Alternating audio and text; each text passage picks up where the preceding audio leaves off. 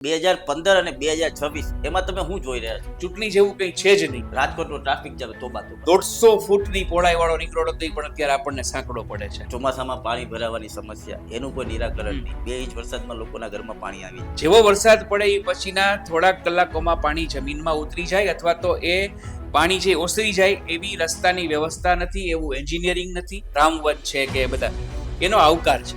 પણ જે basic needs છે, પ્રજાની જે પાયાની જરૂરત છે, એને એટલા માટે ઉકેલવી જોઈએ કે એ હશે તો બાકીનું બધું રૂડું લાગશે. તો આ સમસ્યાનો ઉકેલ સત્વરે લાવવો જોઈએ અને ચૂંટણી ન હોય તો પણ લાવવો જોઈએ. ચૂંટણી ઢંઢેરામાં ભાજપ એમ કે અમે મેટ્રો રેલવે લઈ આવશું, કોંગ્રેસ એમ કે અમે આખો ઢંઢેરો સ્ટેન્ડિંગની પહેલી કમિટીમાં એમ કે મંજૂર કરી દેશું. આપ એન્ટ્રી કરશે પેલું નારિયેળ કહેવાય રાજકોટ માટે અત્યારે. હા, ભરેલું નાળિયેર જ છે.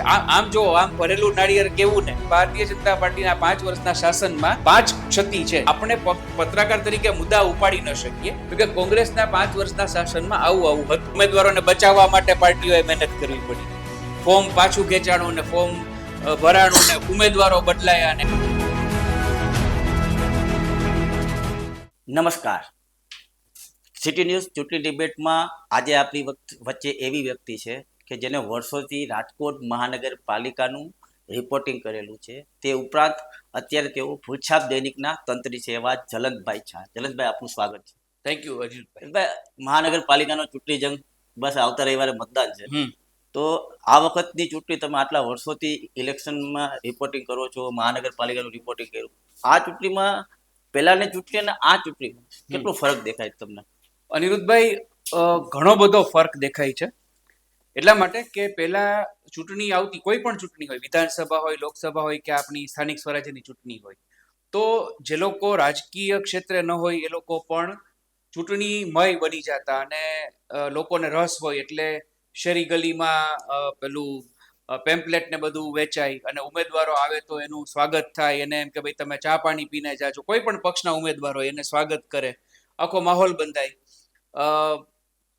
આપને યાદ છે, આપણા લોકો જ્યારે સાથે એક સંસ્થામાં કામ કરતા, 2005માં કોર્પોરેશનની ચૂંટણી હતી ને ત્યારે રાજકોટ મહાનગરપાલિકામાં કોંગ્રેસનું શાસન હતું 2000 થી 2005 અને ડિસેમ્બર મહિનામાં ચૂંટણી હતી અને નરેન્દ્રભાઈ મોદી ત્યારે મુખ્યમંત્રી હતા અને એમણે એક રોડ શો યોજ્યો હતો. મને ખ્યાલ છે ત્યાં સુધી લગભગ 22 થી 25 કિલોમીટર લાંબો રોડ શો, અને રાજકોટ આલે જૂના રાજકોટને માંડી અને એરપોર્ટ સુધી એટલે આખા વિસ્તારોને જોડી અને 25 કિલોમીટરનો ભવ્ય રોડ શો. એ પહેલા અહીંયા અનેક નેતાઓ આવ્યા હતા, બધાને લોકો આવકારતા, પણ આવો રોડ શો રાજકોટે પહેલી વાર જોયો હતો. એટલે સ્વયંભૂ માણસો બહાર હતા એમ. અને એ પછી 5મી ડિસેમ્બરે આ રોડ શો હતો, 7મી ડિસેમ્બરે એની સભા હતી. મારું કહેવાનું એ છે કે મુખ્યમંત્રી કક્ષાના વ્યક્તિઓ અહીંયા રોડ શો કર્યા, અહીંયા જાહેર સભાઓ કરી છે. એ પછી પણ થયું છે. આ વખતે હજી સુધી એક પણ પક્ષ, જે મુખ્ય પક્ષ ભારતીય જનતા પાર્ટી, કોંગ્રેસ અને આમ આદમી પાર્ટીના પણ 69 ઉમેદવાર છે, આમાંના કોઈ રાજ્ય સ્તરના પણ આગેવાનની જાહેર સભા યોજાઈ હોય. આપણે ત્યાં પહેલા જાહેર સભા શાસ્ત્રી મેદાનમાં યોજાતી, પછી ટેબરભાઈ ચોકમાં, પછી પાણીનો ઘોડો, પછી મવડી ચોકડી. આ વખતે ક્યાંય જાહેર સભા નથી. ઉમેદવારો જે જાય છે એ લોકોને બહુ એવો પ્રતિસાદ, કોઈ જાકારો કદાચ નથી આપતું, પણ પ્રતિસાદ મળતો હોય, ઉમળકો મળતો. એટલે છે ને, પબ્લિકનું ઇન્વોલ્વમેન્ટ ચૂંટણીમાં નથી, પ્રજાને ચૂંટણીમાં રસ હોય એવું નથી. એટલે આવતા રવિવારે મતદાન ચાલશે 6 વાગ્યા સુધી. તો જે કમિટેડ વોટર્સ છે, જે લોકો ભાજપના મતદાર છે એ ભાજપને, કોંગ્રેસના મતદાર છે એ કોંગ્રેસને, અને જેને બંને પક્ષમાં જે પસંદ નથી એ લોકો પોતપોતાનો અણગમો વ્યક્ત કરશે. પણ પબ્લિક ઇન્વોલ્વમેન્ટ આ વખતે બહુ જ ઓછું છે. એનું કારણ તમે એટલા માટે એવું કહી શકાય કે આ વખતે તમે કોઈ પણ સોશિયલ મીડિયાના ન્યૂઝ ચેનલ હોય કે કોઈ પણ ન્યૂઝપેપર હોય કે જેટલા લોકોનો રોષ હતો, એ રોષ એવો હતો કે અમારા વિસ્તારના કોર્પોરેટરો દેખાણા નથી. હા, આ એક કારણ હોઈ શકે. હા, ચોક્કસ. જેટલા લોકો પણ જે જાય છે ને, અથવા તો જે નથી જતા ને આગેવાનોને મળે છે ને એમ કે છે કે 5 વર્ષમાં તમે ક્યાં દેખાવ છો. એટલે આ એક લોકોના મનમાં એવી અપેક્ષા છે કે અમે તમને મત આપીએ તો તમે અમને સમયાંતરે આવીને પૂછો કે તમારા વિસ્તારમાં સમસ્યા છે, તમે ફરિયાદ કરી દીધો ને ઉકેલ આવ્યો તો. પણ આવું લગભગ વોર્ડમાં બન્યું નથી અને ચૂંટાયેલા કોર્પોરેટરો 5 વર્ષ દરમિયાન ત્યાં ગયા નથી. હવે આ વખતે તો ઘણા બધા, એટલે 50 ઉમેદવાર ભાજપમાં નવા છે, કોંગ્રેસમાં ઘણા બધા ઉમેદવાર નવા છે. એટલે લોકો પૂછે છે એ લોકોને અથવા તો એના આગેવાનને પૂછે છે. પણ આ તમારી વાત બહુ સાચી છે કે લોકોને રીતસર એવું થઈ ગયું છે કે ભાઈ 5 વર્ષ પછી 5 વર્ષ સુધી અમને કોઈ પૂછવાય નથી આવતું. ધારાસભ્ય પાસે એવી અપેક્ષા એટલા માટે ન હોય કે મોટો વિસ્તાર થઈ જાય, પણ એક જ વોર્ડ એમાં 4 કોર્પોરેટર, તો જુદા જુદા વિસ્તારમાં જો એ લોકો જતા હોત તો આજે આ પરિસ્થિતિ ન હોત. બીજી વાત એ પણ છે કે ઓવરઓલ છે ને જે કંઈ પણ રાજનીતિનું સ્તર છે, રાજકીય ક્ષેત્રે જે થઈ રહ્યું છે, અને શહેરી સુવિધાઓની જે વાત છે કે આપણે જોઈએ છીએ કે ભાઈ જે કંઈ વચનો આપ્યા હોય એના કરતાં જુદી સ્થિતિ આવીને ઊભી રહે, એટલે લોકોને એ રીતે ચૂંટણીમાં રસ ઓછો હોય. મતદાનના દિવસે આની અસર દેખાશે ખરા? મતદાનને દિવસે અસર દેખાય કે કેમ, એટલા માટે વળું પાછું એવું થાય કે લોકો આપણે ત્યાં એવું છે કે ફરિયાદ હોય છે તેમ છતાં જે મત આપવા જાય છે એ લોકો તો મત આપવા જાય જ છે. પછી એ લોકો એમ કે ભાઈ એમ કે લોકશાહીનું પર્વ છે અને આપણે મત ન દઈએ એ ખોટું. અને હું પણ એમાં માનું છું કે ફરિયાદ હોય કોઈ ઉમેદવાર સામે, પક્ષ સામે, તો એ ફરિયાદ કરવી જોઈએ અને ફરિયાદ ચાલુ પણ રાખવી જોઈએ, પણ મતદાન તો કરવું જ જોઈએ. એટલા માટે કે મત આપશું તો આપણે ફરિયાદ કરી શકશું કે તમે નથી આવતા અથવા તો તમે અમારા કામ કરતા નથી, બરાબર, સાચી વાત. અથવા તો વિપક્ષ તરીકે તમે જવાબદારી નિભાવતા નથી જે વિપક્ષમાં બેસશે. એટલે મતદાન તો કરવું જોઈએ. ગયા વખતે 50% જેટલું મતદાન હતું. આ વખતે 2-3 બાબતો છે. એક તો ગયા વખતે ચૂંટણી 2021માં ફેબ્રુઆરીમાં હતી, ફેબ્રુઆરી. આ વખતે એપ્રિલનો અંત છે, ગરમી અત્યારથી જ વધારે છે. બીજું, વેકેશન પડી ગયા છે ઓલમોસ્ટ, એટલે લોકો બહાર પ્રવાસમાં ના તેને નીકળી પ્લસ ગયા છે. રવિવાર છે. રવિવાર છે એટલે ના લે આમ મતદાન મોટે ભાગે રવિવારે હોય, પણ આ વેકેશન અને ગરમી, આ બે પરિબળો છે ને એ થોડાક ભયજનક છે. એટલે બધા પક્ષોએ મહેનત કરવી પડશે કે લોકો બહાર નીકળે. કારણ કે શું છે કે સવારના પહેલા 2 કલાક અને પછીના 2 કલાક. બીજું અનિરુદ્ધભાઈ, સૌથી મહત્વની બાબત કે ચૂંટણી પંચે જે ગઈ ચૂંટણીમાં વ્યવસ્થા કરી હતી, સિનિયર સિટીઝન ઘરેથી મત આપી શકે, એ બધું પાછું આ વખતે નથી. નથી થયું. તો એને કારણે થઈને ભલે બહુ માઇનોર, કદાચ 1-2% જેટલો પણ ફેર તો પડે જ. જે વડીલો આપણા ઘરમાં છે એ લોકો આજે ગરમીમાં મત આપવા ન નીકળે તો એને કારણે થોડીક અસર પડે એવી શક્યતા હું જોઉં છું. એક જનકભાઈ, એક તમે જો 2021 ઇલેક્શન હતું ને, અને હા. ત્યારે 72 માંથી 68 બેઠકો આવી. 68. એનું મુખ્ય કારણ એ હતું કે ત્યારે વિજય રૂપાણી મુખ્યમંત્રી હતા અને વિજય Yes. રૂપાણીએ રાજકોટ માટે અઢળક કામ કર્યા. લોકોએ એને કોર્પોરેટ ચૂંટણીમાં પ્રેમથી લોકોએ મત આપ્યા. પણ તમે પણ રિપોર્ટિંગ કરેલું છે, મેં પણ રિપોર્ટિંગ કરેલું છે 2015માં. ત્યારે પણ આવો જ માહોલ હતો, ભાજપ એક તરફી થઈ જશે, આવું થઈ જશે. 2015 અને 2026 એમાં તમે શું જોઈ રહ્યા છો? જો 2000 બીજો એક તમને એટલા માટે રોકું છું, આ વખતે વિજયભાઈ રૂપાણીનો અભાવ છે. એટલે એ જ કહું છું કે 2015નું ઇલેક્શન જે છે મહાનગરપાલિકાનું, આપણું સ્થાનિક સ્વરાજ્યનું, એ આમ સામાન્ય ઇલેક્શન હતું. એટલે લોકોનો રસથી માંડી અને લોકોની જે કંઈ પણ ભાવનાઓ હોય એમાં એ કામ કરે. કેન્દ્રમાં હજી નરેન્દ્રભાઈ મોદીની સરકાર આવી એને એકાદ વર્ષ થયું હતું, અને એ વખતે પાટીદાર અનામત આંદોલનનું એક વાતાવરણ બંધાઈ રહ્યું હતું. સંપૂર્ણ અસર નહોતી, પણ એ વાતાવરણ હતું. એટલા કારણે થઈને છે ને મુદ્દા ઘણા હતા. 2021માં આપે જેમ કે હું તો તમને વચ્ચે 2017ની ધારાસભાની ચૂંટણી પણ યાદ અપાવું કે ત્યારે વિજયભાઈ રાજકોટ 2 એટલે કે આપણે પશ્ચિમમાંથી લડ્યા અને રાજકોટ વિજયી ભવ. હવે વિજયભાઈ જ્યારે ચૂંટણી લડ્યા ને ત્યારે રાજકોટ માટે એ ચૂંટણી એના પોતાની ચૂંટણી હતી, પ્રજાની ચૂંટણી હતી, ભાજપની ચૂંટણી નહોતી માત્ર. કારણ કે વિજયભાઈનો રાજકોટ પ્રત્યેનો લગાવ, રાજકોટ માટે એણે કરેલા કાર્યો માત્ર હું મુખ્યમંત્રી તરીકે નથી કહેતો, વિજયભાઈ કોર્પોરેટર હતા, વિજયભાઈ સ્થાયી સમિતિના ચેરમેન તરીકે 7 વર્ષ રહ્યા, વિજયભાઈ 1 વર્ષ મેયર રહ્યા, વિજયભાઈ સંકલ્પ પત્ર અમલીકરણ સમિતિના ચેરમેન રહ્યા અને વિજયભાઈ રાજ્યસભામાં રહ્યા. પછી વિજયભાઈ કેબિનેટ મંત્રી બન્યા સરકારમાં. ત્યારે રાજકોટની પાણીની સમસ્યા, રાજકોટની બાકીની બધી બાબતો, અને મુખ્યમંત્રી બન્યા પછી માત્ર રાજકોટની, સૌરાષ્ટ્ર માટે એમણે રોપવે ની વાત આપણે કરીએ તો રોપવે અહીંયા અમલી બન્યો. જૂની યોજના હતી અલબત્ત, પણ એના પ્રયત્નો પછી વધારે તીવ્ર બન્યા. એઇમ્સ છે, જૂની યોજના હતી, પણ વિજયભાઈ એઇમ્સ માટે એકદમ ઇનિશિયેટિવ લીધો, એરપોર્ટ માટે ઇનિશિયેટિવ લીધો, અને રાજકોટના જે ઇન્ફ્રાસ્ટ્રક્ચર મળ્યું, આવા આધુનિક પુલ, road network, Atal Sarovar, smart city, આ બધાને કારણે રાજકોટને એક એવો લગાવ હતો અને એક આખો જુવાળ ઉભો થયો હતો. બીજું કે 2021માં એક આખું વાતાવરણ એવું હતું કે નહોતું અનામત આંદોલન અને ન તો બીજા કોઈ મુદ્દા, અને એની સામે વિકાસની વાત આખી જે વિજયભાઈ અને પક્ષ ભારતીય જનતા પાર્ટી એ લોકો સમક્ષ મૂકી શક્યા. એટલે આખું એક વાતાવરણ હતું. અને તમે જુઓ કે 8 મહાનગરપાલિકામાં બહુ પ્રચંડ જીત મળી હતી ભાજપને, અને રાજકોટમાં આપે કહ્યું 68 બેઠક 72માંથી મળી હતી. અને એ પણ 4 બેઠક પણ ગઈ બહુ ઓછા માર્જિનથી એવી રીતે ગઈ હતી.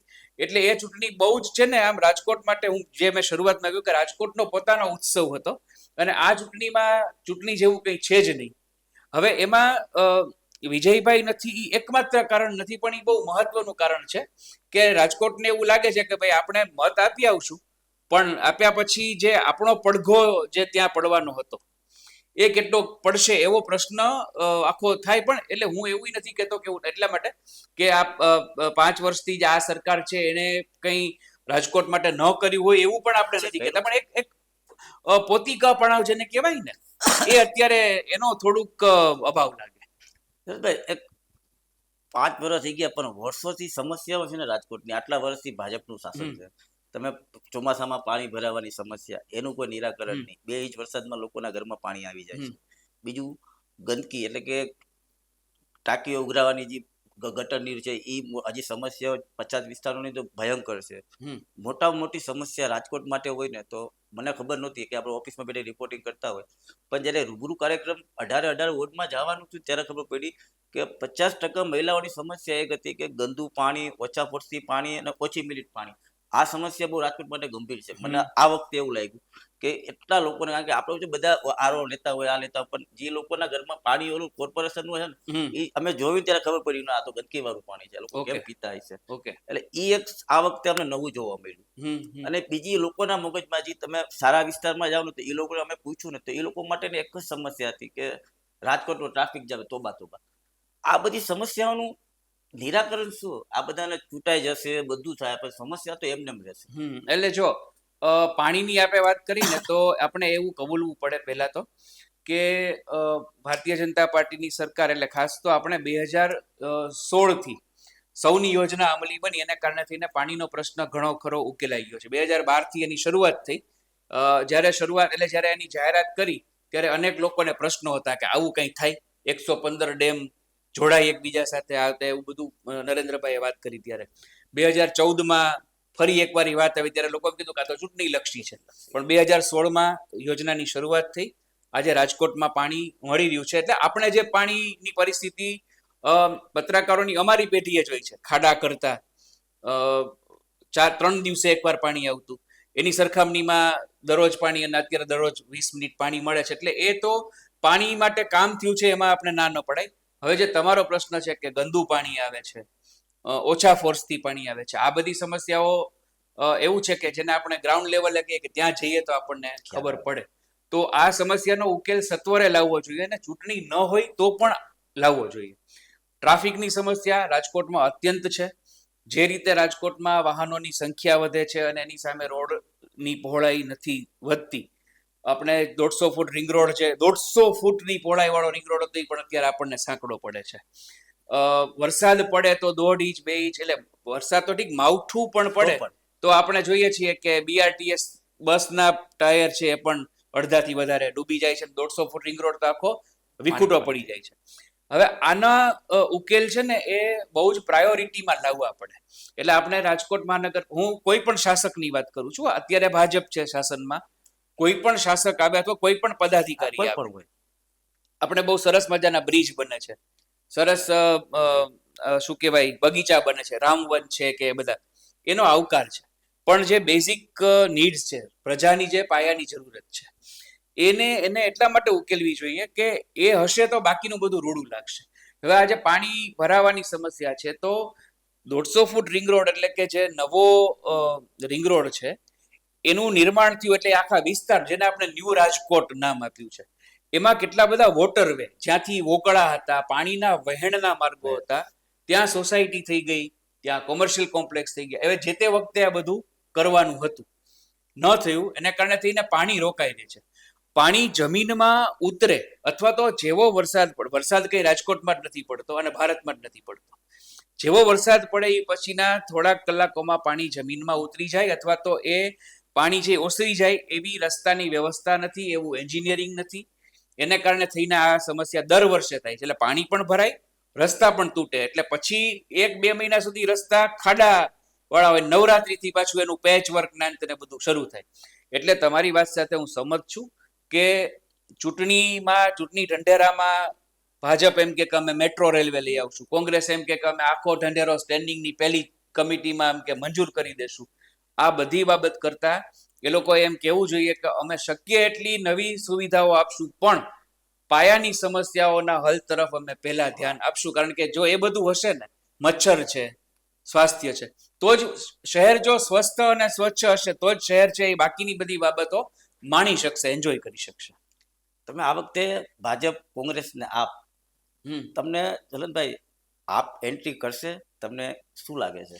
હવે જો અત્યારે જે માહોલ છે ને, આપણે શરૂઆતમાં જે વાત થઈ કે કોઈ પક્ષ માટે લોકોને લગાવ હોય એટલે મત દેવાનું, એવું આપણે જજ નથી કરી શકતા. મેં કમિટેડ વોટની વાત કરી કે રાજકોટની બધે એવી પેટર્ન હોય કે ભાઈ કોઈ પણ ચૂંટણી હોય ને, અમુક લોકો એક જ પક્ષને મત, ઉમેદવાર કોઈ પણ હોય, પણ ભાજપના મતદાર ભાજપને જ દે. ભાજપ જીતે છે છતાં કોંગ્રેસના મતદાર, એને ખબર જ છે કે આ ઉમેદવાર હારવાના જ છે, પણ એ કોંગ્રેસને જ મત આપે. આવું થતું હોય છે. ગયા વખતે 2021ની ચૂંટણીમાં આમ આદમી પાર્ટીને બેઠક ભલે ન મળી, પણ 6 વોર્ડમાં 2 નંબર ઉપર હતા. હા એટલે બે અને જ્યાં જ્યાં એ લોકો હતા ત્યાં ઘણી જગ્યાએ કોંગ્રેસ ત્રીજા ક્રમ ઉપર હતી. હવે જો આ વખતે એ ફેક્ટર કામ કરે બંને પક્ષ માટેની નારાજગીનું, અને આમ પણ હજી સુધી આમ આદમી પાર્ટીનો પ્રચાર છે ને કહેવાય, માની લો કે આમ આદમી પાર્ટીના જે અત્યારે જે ધારાસભ્ય છે, જે સોશિયલ મીડિયા ઉપર છવાયેલા છે, ગોપાલ ઇટાલિયા, તો હજી સુધી રાજકોટ મુલાકાત એમની થઈ, એ સુરત અને બાકી પોતાના વિસાવદર મત વિસ્તારમાં એ કામ કરતા હોય, આપણે વિડીયોમાં જોઈએ છીએ. એટલે આપે લોકોની વચ્ચે તો જવું પડશે ને કે અમે ત્રીજો વિકલ્પ છીએ, તમે ભાજપને મત શું કામ ન આપો, કોંગ્રેસને મત શું કામ ન આપો ને અમને મત આપો, એવું આમ આદમી પાર્ટીએ કહેવું પડશે. અને માત્ર મત આપો એમ નહીં, પણ જો આમ આદમી પાર્ટી સત્તા ઉપર આવે તો રાજકોટમાં એ શું કરી શકશે? મતદાર છે ને, હવે અનિરુદ્ધભાઈ એવું છે કે હવે મતદાર એવું નથી કે કોઈ એક પક્ષ કે ને બધું માની લે. એ વિચારશે કે ભારતીય જનતા પાર્ટીને આપણે મત આપીએ તો આટલી ક્ષતિ અથવા તો આટલું આપણા પક્ષે એટલે કે પ્રજાના પક્ષે કદાચ આપણા માટે નુકસાન હોય, પણ અનુભવ કોની પાસે સૌથી વધારે છે? તો મહાનગરપાલિકાના 52 વર્ષમાંથી 45 વર્ષ ભાજપે શાસન કર્યું, 46 વર્ષ પછીનો અનુભવી પક્ષ કોંગ્રેસ છે, કે કોંગ્રેસ પાસે પણ 3 ટર્મ થી ચૂંટાતા હોય એવા કોર્પોરેટરો છે, અતુલ રાજાણી છે, આપણા બેન ગાયત્રીબા છે, આ બધા લોકો એવા છે કે જે લોકોએ શાસનમાં એનો હિસ્સો નથી, પણ એ લોકો કોર્પોરેટરશીપ ભોગવી છે, એટલે એની ખબર છે કે સમસ્યા શું છે. આમ આદમી પાર્ટી પાસે આવો કોઈ અનુભવ છે તો સીધે સીધું એટલે એવું બની શકે કે આમ આદમી પાર્ટીની બેઠક કદાચ વધે, એની એન્ટ્રી થાય છે, આપણે બોલ્યા, પણ એ બધું જ સોંપી દેવાનું છે ને રાજકોટની પ્રજા હિંમત કરે ને એવું અત્યારે મને લાગતું નથી. પછી જો આપણે 2000ની ચૂંટણીની વાત કરીએ તો ત્યારે પણ ભાજપનો માહોલ હતો, ત્યારે પણ ભાજપના જે અત્યારે જે સિનિયર પદાધિકારીઓ છે એ ત્યારે તો ફિલ્ડમાં હતા. તેમ છતાં કોંગ્રેસને 44 બેઠકો આવી હતી, અને કોંગ્રેસના મોટા ભાગના ઉમેદવારો અશોકભાઈ, ઇન્દ્રનીલભાઈ, નીતિનભાઈ નથવાણી, આવા ઉમેદવારો સિવાય કેટલા બધા લોકો હતા જેને પ્રજા ઓળખતી જ નહોતી. તમે લખ્યું હતું ચંપલ નહોતા પગમાં, એ લોકો જીતી ગયા. બરાબર. હવે આ પરિસ્થિતિ હતી, જો એક પણ અત્યારે છે ને એવો કોઈ જુવાળ દેખાતો નથી. એટલે ભરેલું નાળિયેર કહેવાય રાજકોટ માટે અત્યારે. હા, ભરેલું નાળિયેર જ છે. આમ જો આમ ભરેલું નાળિયેર કેવું ને, એ પણ એટલે આમ લગભગ આપણે જાણીએ છીએ કે સામે કઈ હોય, માની લ્યો કે તમારે ભાજપની હું એક્ઝામ્પલ આપું છું કે ભારતીય જનતા પાર્ટીના 5 વર્ષના શાસનમાં 5 ક્ષતિ છે, તો એ 5 ક્ષતિ કઈ છે એ કોંગ્રેસે કે આપે લોકોને કેવું તો પડશે ને. હવે જો આપણે પત્રકાર તરીકે કહીએ તો આપણે પક્ષકાર બનીએ, મને ખબર છે, તમને ખબર છે કે આ મુદ્દાઓ છે ચૂંટણીના, પણ મુદ્દા આપણે પત્રકાર તરીકે મુદ્દા ઉપાડી ન શકીએ, એટલે કોઈ પણ પક્ષની સામે નહીં. એટલે એ વિરોધ પક્ષે કહેવું પડે કે તમે આ પક્ષને મત ન દેતા, અને ભાજપે એમ કેવું પડે કે ભાઈ શું કામ તમે કોંગ્રેસને મત ન આપતા, તો કે કોંગ્રેસના 5 વર્ષના શાસનમાં આવું હતું. આ બંને વસ્તુ લોકો સમક્ષ આવે ને તો લોકો નક્કી કરે. હવે આવી કોઈ પરિસ્થિતિ એટલા માટે કે જાહેર સભા થતી નથી, પ્રચાર થતો નથી, કોઈ પત્રિકા વિતરણ થતું, સોશિયલ મીડિયા ઉપર પ્રચાર ચાલે છે. એમાં શું બતાવે છે? પેનલ નીકળે, કોઈ હાર પહેરાવે, કોઈ મીઠું મોઢું કરાવે અને પછી હાથ ઊંચા કરીને જતા. આ પ્રચાર ક્યાં છે? જલનભાઈ, મને એ નથી સમજાતું કે જે ઉમેદવારને આપણે પ્રચારમાં ઉમેદવાર હોય છે, એ ઉમેદવાર પ્રચાર કેવો કરે છે ખેસ પહેરી હા ઘરે ઘરે આમ કરે છે, પણ જે મુદ્દાની વાત છે, ખરેખર જે વાત પ્રજા સુધી લઈ જવાની છે, એની પાસે સોશિયલ મીડિયા જેવું સાધન છે, એની અંદર પણ ઈ નથી બોલતો. હા એટલે એમાં એવું છે જો કે ઉમેદવાર જે શાસક પક્ષના ઉમેદવાર છે એ તો બરાબર કે એવું જ કરે, પણ વિરોધ પક્ષના ઉમેદવારમાં એવું નથી આવતું કે અમે ચૂંટાશું તો અમે આમ કરશું. અચ્છા, તમે જેમ કીધું એમ કે શાસક પક્ષના ઉમેદવાર છે એ પોતાને આવકાર મળે એ બતાવે છે, પણ એ એવું નથી કહેતા કે ભાઈ આ અમારો વિસ્તાર છે ને 5 વર્ષમાં અમારા પૂર્વસૂરીઓએ, અમારા જે પ્રીવિયસ કોર્પોરેટર્સ હતા એ લોકો ભલે ઉમેદવાર બદલાના છે, પાર્ટી તો એક જ છે, પાર્ટી તો એક જ છે. તો અમે આવા આવા કામ કર્યા છે કે ભાઈ આ વોર્ડ નંબર 8 છે તો એમાં પેવરના કામ થયા, આ વોર્ડ નંબર 2 છે તો એમાં ડામરના કામ થયા છે, આ વોર્ડ નંબર 3 છે તો એમાં અંડરગ્રાઉન્ડ ડ્રેનેજના, એટલે જે કંઈ પણ કામો થયા છે એ કામની કોઈ વાત નથી કરતું. આ વખતે તો એવું થયું કે શરૂઆતમાં તો પેલા શું કે ઉમેદવારોને બચાવવા માટે પાર્ટીઓએ મહેનત કરવી પડી, ફોર્મ પાછું ખેંચાણું ને ફોર્મ ભરાણું ને ઉમેદવારો બદલાયા ને, એટલે ફોર્મ પાછું ખેંચવા સુધી તો કોઈ પ્રચારમાં કઈ ગતિ જ નહોતી. તમને અટકાવું એટલા માટે કે તમે આટલા વર્ષથી રિપોર્ટિંગ કરો છો, 2026માં નાનું મોટું દરેક વખતે થાય જ છે, પણ 2026ની અંદર જે શાસક ભાજપ પાર્ટી અંદર જે ડખાડુકી થયા, લોકો નારાજ છે, આવું વધી નથી ગયું?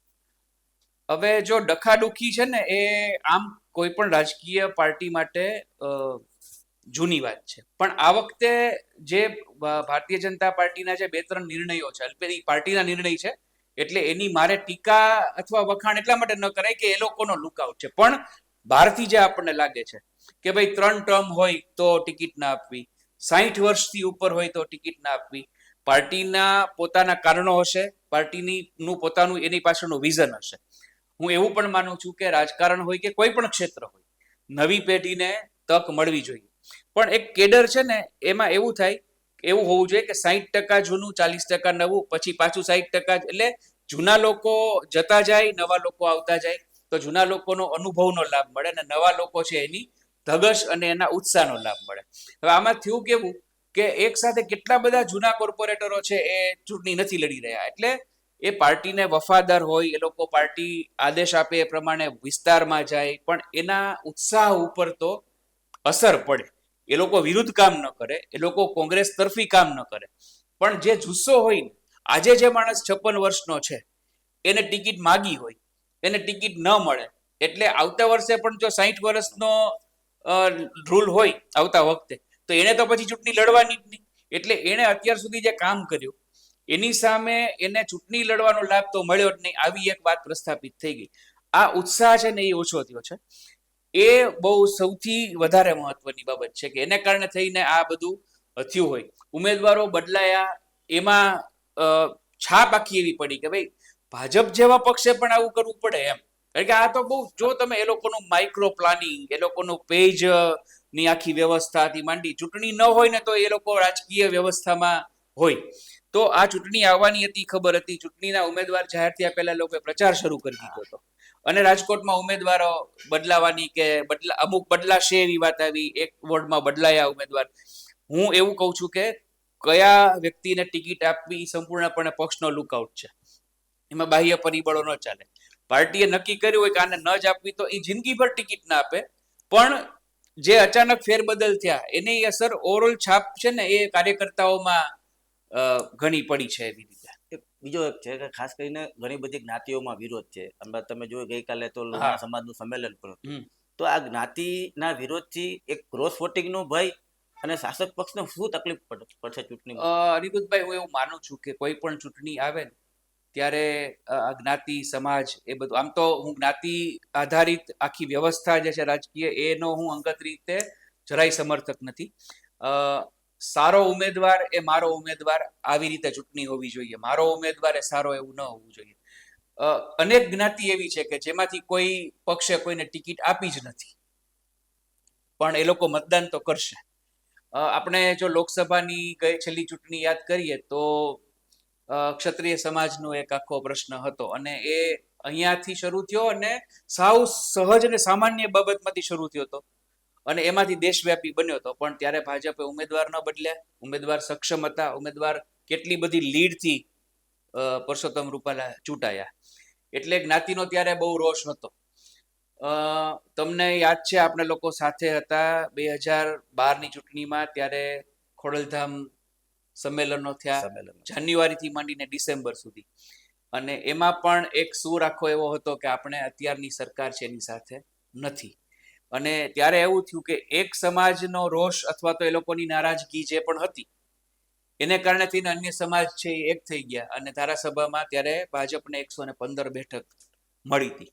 એ પહેલા 2007-2009 થી સુરતના અગ્રણીઓ, ભારતીય જનતા પાર્ટીના ની અગ્રહરોળ કાશીરામભાઈ, સુરેશભાઈ ઝડફિયા, આ બધા જ લોકો હતા કે જે લોકો વર્ષોથી ભાજપમાં હતા. એ લોકો બધા એક તરફ હતા, એક તરફ નરેન્દ્રભાઈ હતા. અને ત્યારે અહીંયા રાજકોટમાં પણ સંમેલનો અંતે ને બધું હતું. એ પણ જ્ઞાતિ આધારિત કાર્યક્રમ હતા, અને છતાં નરેન્દ્રભાઈ એટલે કે ભાજપ ચૂંટાયો હતો.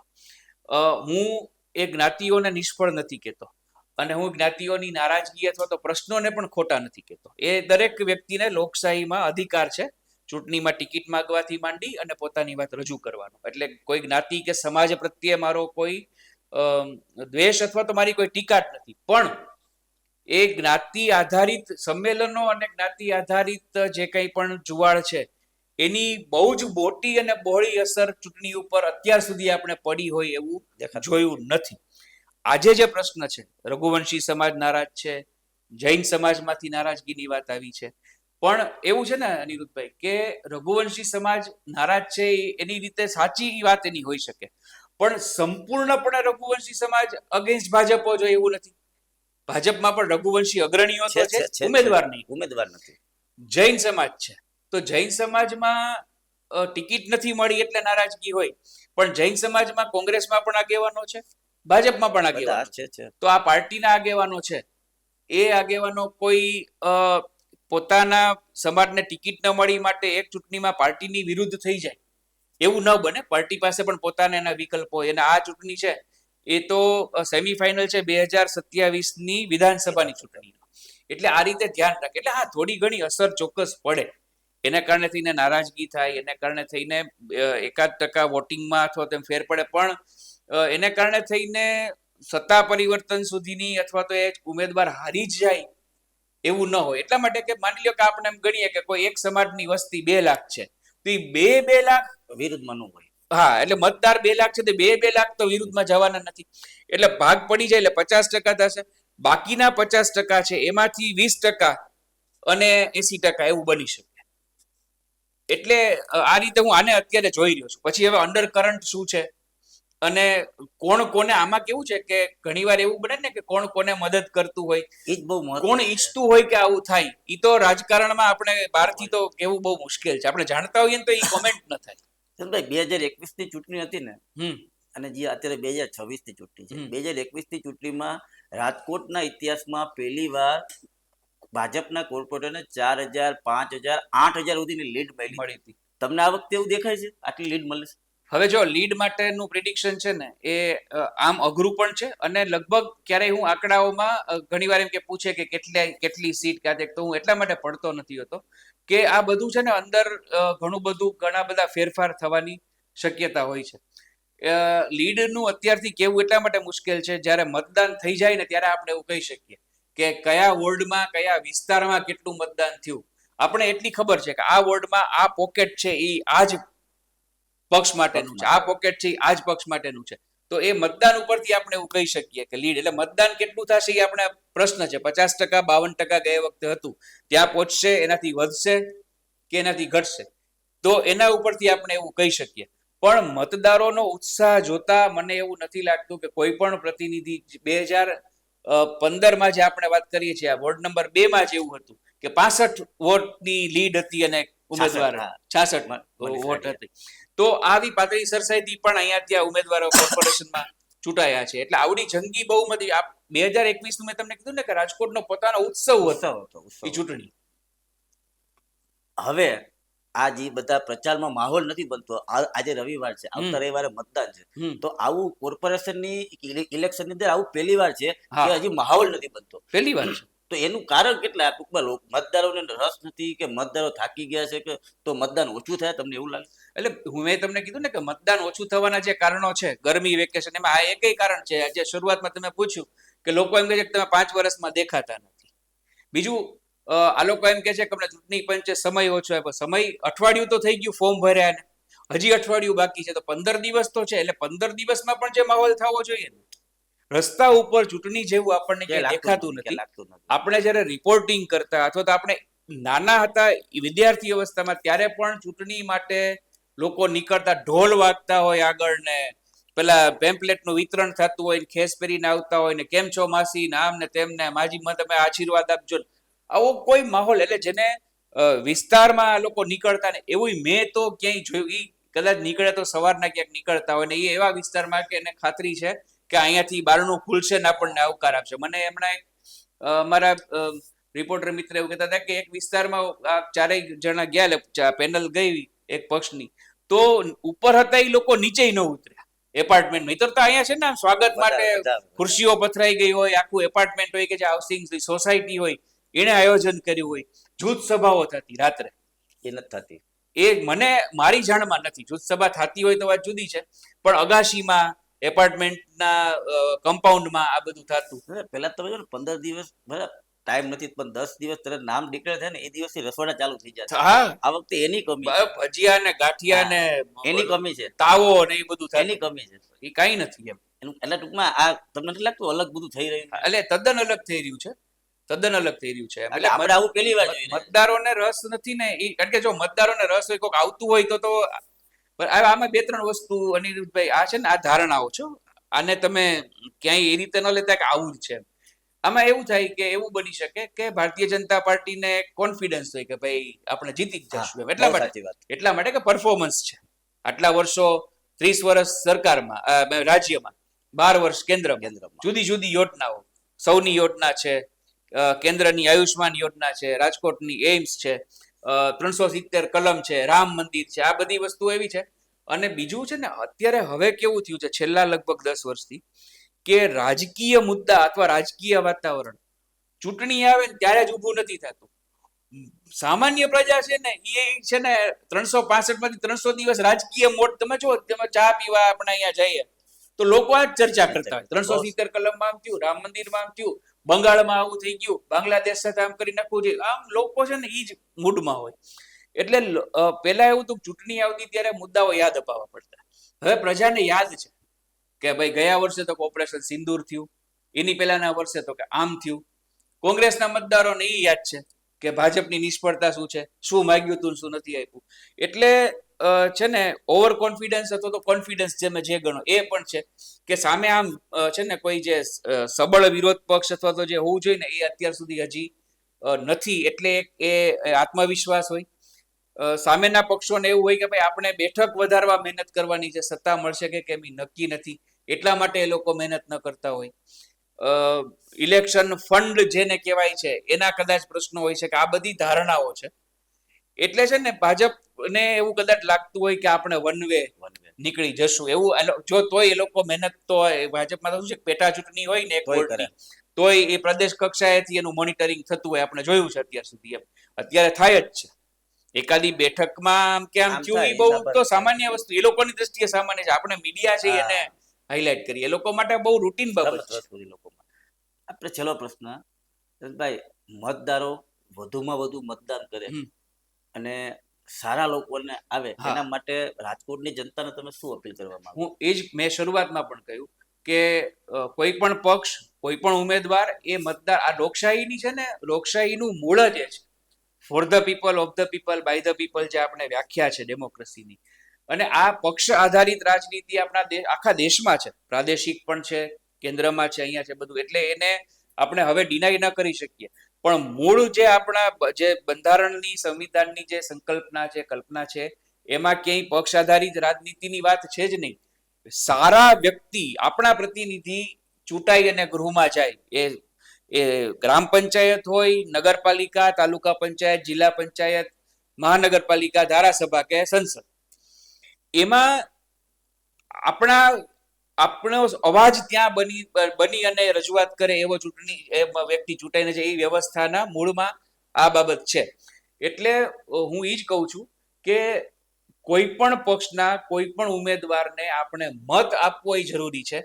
જો આપણે મત આપ્યો હશે તો આપણે ફરિયાદ કરી શકશું.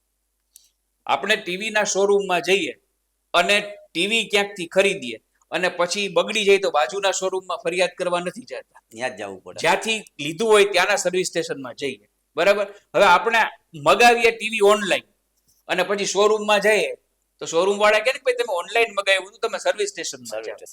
આ એના જેવું છે કે ભારતીય જનતા પાર્ટી, કોંગ્રેસ, આમ આદમી પાર્ટી, અપક્ષ અથવા તો અન્ય કોઈ પક્ષ હોય, એ કોઈ પણને આપણે મત આપ્યો હશે અને એ વ્યક્તિ ભલે હું કહું છું કે એક પક્ષ કે વિપક્ષમાં હશે તો આપણે એને એમ કહી શકશું કે ભાઈ અમે તમને મત આપ્યો હતો. અને લોકશાહીમાં એવું છે કે મતદાર છે ને એ જ્યારે મતદાન નથી થતું ત્યાં સુધી જ એક કે બીજા પક્ષનો મતદાર છે, પછી તો એ નાગરિક છે. એટલે માની લ્યો કે તમે એક પક્ષને મત આપો છો, હું અન્ય પક્ષને મત આપું છું, બેયને ખબર છે, પક્ષોને ખબર છે, પણ જ્યારે એક પક્ષની સત્તા આવી ગઈ તો એ લોકો આપણને એવું ન કહી શકે કે તમે મને, આપણે તો નાગરિક છીએ અને નાગરિકનો હક આપણે જો ત્યાં બરાબર માગવો હોય કે મારી શેરીમાં પાણી નથી આવતું, મારી શેરીમાં સફાઈ નથી થતી, અમારે ત્યાં સિટી બસ ઊભી નથી રહેતી, બહેનો માટે તમે સિટી બસમાં આવી વ્યવસ્થા કરી છે પણ બહેનો એ ઊભા રહેવું પડે છે, લાઇબ્રેરીનું વાહન આવે છે તો એ આઘું ઊભું રહે છે, રેકડીનું દબાણ છે, આ ટૂંકમાં જેટલા પ્રશ્નો છે એની રજૂઆત જો આપણે કરવી હશે, જો આપણે સમસ્યાનો ઉકેલ ઈચ્છતા હશું તો આપણે એ સમસ્યા દૂર કરવા માટે તો જ હકદાર ગણાશું જો આપણે મત આપ્યો હશે. એટલે ગરમી હોય, રવિવારની રજા છે, વેકેશન છે, પણ 26મી એપ્રિલે જે કંઈ આપણું નજીકનું જે ફાળવાયેલું આપણું મતદાન કેન્દ્ર છે ત્યાં જઈ અને અવશ્ય મતદાન કરવું જરૂરી છે બધા માટે. આપણો મત કિંમતી છે. જેમ જલનભાઈએ વાત કરી કે લોકોએ અવશ્ય મતદાન કરવું જોઈએ કે અત્યારે મહાનગરપાલિકાના રાજકોટના ઇતિહાસની અંદર 50%થી વધારે કોઈ દિવસ મતદાન નથી થયું. તો આ એક અવસર બનાવો, 26મી એપ્રિલે લોકોએ કોઈ પણ પક્ષને મત આપો પણ તમારો કિંમતી મત જરૂર આપો, તો આખું શહેર બદલાશે, આખા શહેરનો વિકાસ બદલાશે અને શહેરની નજર આખી બદલાશે. એટલા માટે કે મતદાન જરૂરી છે.